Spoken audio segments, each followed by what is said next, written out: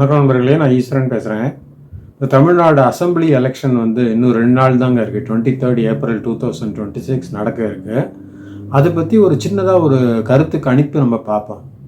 அதாவது கருத்து கணிப்புனா, இது வந்து யார் எந்த பார்ட்டி வின் பண்ணும், யார் சீஃப் மினிஸ்டர் ஆவாங்க, எவ்வளோ சீட்டு வெல்லுவாங்க, அதை பற்றி இல்லை. இது மொத்தமாக வித்தியாசமானது. இது அதாவது இந்த தோற்று போனவர்கள் இருக்காங்க இல்லையா, அந்த கட்சி தலைவர்கள் வந்து என்ன கருத்து சொல்லுவாங்க.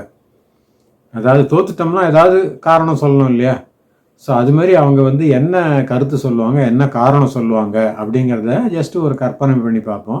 கொஞ்சம் சீரியஸாகவும் இருக்கும், கொஞ்சம் நகைச்சுவையாகவும் இருக்கும். அதனால யாரும் தவறாக நினைக்காதீங்க.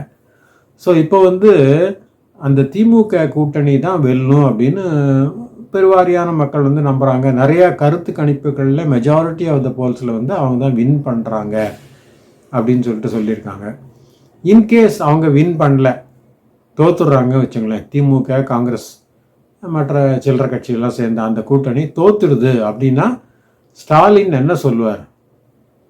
அவர் முதல்ல சொல்ல போகிறது என்னன்னா, இது வந்து பாசிச பாஜகவின் சதி அப்படிம்பார். அப்புறம் மதவாத பாஜகவின் சூழ்ச்சி, அப்புறம் சர்வாதிகாரி மோடியினுடைய கீழ்த்தரமான செயல், ஜனநாயகத்தை குழி தோண்டி புதைக்கக்கூடிய ஒரு செயல் அப்படிம்பாரு. அப்புறம் இது தமிழர்களுக்கு எதிரானது, இந்த தீர்ப்பு வந்து தமிழர்களை ஒழித்து விடுவதற்காக ஏற்பட்ட தீர்ப்பு அப்படி இப்படிலாம் சொல்லுவார். அது வந்து அவரோட இயல்பு தான். அது எப்போவுமே பாஜக அட்டாக் பண்ணுறது அவருடைய இயல்பு. ஸோ அந்த மாதிரி அவர் தோத்தா அந்த மாதிரி சொல்கிறதுக்கு வாய்ப்பு இருக்குது. அதுக்கப்புறம் காங்கிரஸ் சார்பில் ஒருத்தர் பேசணும் இல்லையா. அதாவது டெல்லியில் ஒருத்தர் இருக்கார். அவர் வந்து ரொம்ப நாளாக இந்த கிட்டத்தட்ட ஒரு 12 வருஷமாக அந்த ஆன்செஸ்ட்ரல் ப்ராப்பர்ட்டி அவருக்கு வரணும்னு சொல்லிட்டு அவர் காத்துட்ருக்காரு. அதாவது அவங்களுடைய குடும்ப சொத்துன்னு சொல்லுவோம் இல்லையா, பரம்பரை சொத்து, அது வந்து 12 ஆண்டுகளாக வெயிட் பண்ணுறாருன்னு கை கிடைச்ச பாடு இல்லை அவருக்கு. அதனால் ரொம்ப ஒரு எக்ஸ்ட்ரீம் கோபத்துலேயும் ஒரு வெறுப்புலையும் இருக்கார் அவர். அவர் என்ன சொல்லியிருப்பாருன்னு பார்த்தீங்கன்னா, ஓட் சோரி, ஓட்டை திருடிட்டாங்க. அதாவது அதிமுக பாஜக கூட்டணி வின் பண்ணிச்சுன்னா ஓட்டு சோரி அப்படின்றவாரு. அப்புறம் வந்து இவிஎம்மில் கை வச்சுட்டாங்க, எலக்ட்ரானிக் ஓட்டிங் மிஷினில் வந்து மால் ப்ராக்டிஸ் பண்ணிட்டாங்க அப்படின்னு சொல்லுவார். அதுக்கப்புறம் அதானி அம்பானியோட சதி, அவங்களால தான் இந்த வந்து நாங்கள் தோற்று போயிட்டோம் அப்படின்னு சொல்லிட்டு சொல்லுவார். அதுக்கப்புறம் வந்து பொய் வாக்குறுதிகள் நிறையா கொடுத்துருக்காங்க. அப்புறம் வந்து அரசியல் சாசனத்தை வந்து மாற்றுறதுக்கு வந்து அவங்க முயற்சி பண்ணியிருக்காங்க. அதாவது கான்ஸ்டியூஷனை சேஞ்ச் பண்ணுறதுக்கு அவங்க வந்து இந்த மாதிரிலாம் நிறையா இது பண்ணுறாங்க. என்னென்ன அவதூறுகள் பேச முடியுமோ எல்லாம் பேசிடுவார் அவர். ஆனால் ராகுல் காந்தியோட சம்டைம்ஸ் ஒரு நகைச்சுவையும் இருக்கும். அவருடைய மீட்டிங்லெல்லாம் பார்த்தீங்கன்னா ஒரு நகைச்சுவையும் இருக்கும். அதை வந்து நம்ம என்ஜாய் பண்ணலாம். Mr. Trump says Mr. Modi will do. Whatever whatever Mr. Trump says Mr. Modi will do. சகோதரர்களே, மோடி நினைப்பதை செய்து முடிப்பார் என்று மற்றவர்களுக்கு சொல்கிறார்கள். அப்புறம் ராகுல் காந்தி வந்து மோடியை கொஞ்சம் பர்சனலாக தாக்குறதுனா அவருக்கு அல்ப சந்தோஷம். மோடி வந்து என்னை நேருக்கு நேராக கண்ணுக்கு கண்ணு பார்க்க மாட்டார், என்னை கண்டா வெக்கப்படுறாரு, இப்படிலாம் சொல்லி அவர் திருப்தி பட்டுப்பார் அவர்.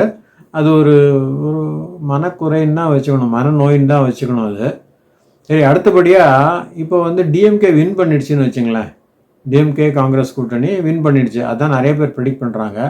அப்போ வந்து எடப்பாடியார் வந்து என்ன சொல்லுவார்னா, அஃப்கோர்ஸ் எடப்பாடியும் அதிமுகவும் பாஜகவும் மெயின் பார்ட்னர்ஸாக இருக்குது.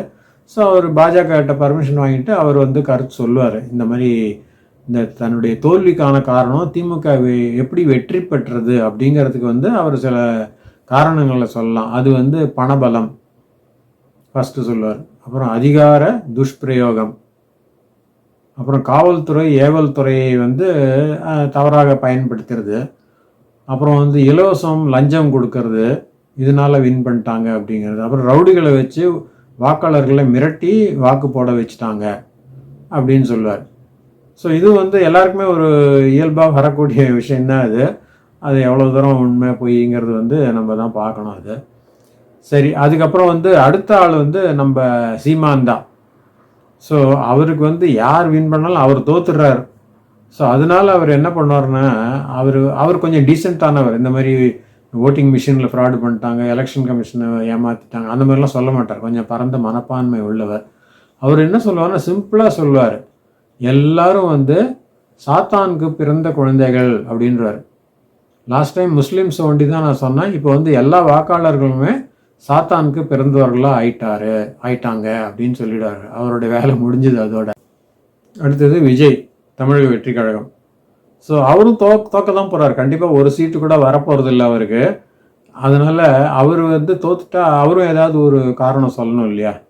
இந்த மாதிரி கொஞ்சம் அவதூறுகள்லாம் சொல்லுவார் திமுக மேலே. அதுக்கப்புறம் அவர் என்ன சொல்லுவார்னா, இந்த முடிவுகள்லாம் நாங்கள் எதிர்பார்த்த முடிவுகள் தான் அப்படின்னு சொல்லிடுவார். அதனால எங்களுக்கு வந்து இதில் ஆச்சரியமாக ஒன்றும் இல்லை, நாங்கள் எதிர்பார்த்தது தான். ஆனால் நாங்கள் வந்த வேலை வந்து எங்களுக்கு முடிஞ்சிடுச்சு. அதனால நான் வந்து அந்த புகழின் உச்சியில், அதாவது பணம் சம்பாதிக்கிறன் உச்சியில் இருந்தேன். அதுலேருந்து நான் விட்டுட்டு வந்தேன். இப்போ திருப்பி நான் அங்கேயே போயிடுறேன் அப்படின்னு சொல்லிடுறாரு. அவருக்கும் ஒரு ஒரு எண்டு வந்துடும் இதோட. ஐ மீன் அரசியல் ரீதியாக அவருக்கு வந்து அந்த சகாப்தம் முடிஞ்சிடும் அவருக்கு. ஸோ இந்த மாதிரி இந்த எலெக்ஷன் வந்து ரொம்ப ஒரு எக்ஸைட்மெண்ட்டாக இருக்குங்க. நிறையா பேர்கிட்ட நிறைய எதிர்பார்ப்புகள் இருக்குது. 4 முனை போட்டியாக இருக்குது. அது தவிர சில்லறை கட்சிகள்லாம் அவங்களும் தனித்தனியாக நிற்கிறாங்க. சின்னம்மா கூட நிற்கிறாங்க தனியாக. ஏதோ ஒரு பெரிய பேர், எம்ஜிஆர் முதலியார் இது ஏதோ போட்டு ஒரு பேர் வச்சுருக்காங்க அந்த கட்சிக்கு. அது வந்து அவங்களும் தனியாக நிற்கிறாங்க. நாங்கள் தான் வின் பண்ணி ஆட்சிக்கு வருவோம், மெஜாரிட்டி வாங்குவோம் அப்படின்னு வேறு சொல்லிட்டு இருக்காங்க. இதே மாதிரி இந்த பன்னீர்செல்வம் வந்து ஒரு நல்ல ஒரு முடிவு எடுத்தார். திமுகவில் போய் சேர்ந்துட்டார். அவருக்கு வந்து சேஃப் ஆகிடுச்சு. ஏன்னா அதிமுகவில் அவருக்கு எதிர்காலம் இருக்கிறதா தெரியல. அதனால் தன்னை பொறுத்த வரைக்கும் அவர் வந்து நல்ல முடிவு எடுத்துட்டார். அப்புறம் சில்லறை கட்சிகள்லாம் யார் முதுகிலாவது இப்போ பிரயாணம் பண்ணால் தான் உண்டு, அவங்களுக்கு சவாரி பண்ணால் தான் உண்டு. அது மாதிரி அவங்கவுங்க அங்கங்கே சேர்ந்துருக்காங்க. ஸோ இப்போ வந்து மே மாதம் ஐ திங்க் 3ஆம் தேதி 4ஆம் தேதி ரிசல்ட் வருது. அப்போ வந்து எல்லா உண்மைகளும் வெளிவந்துடும்.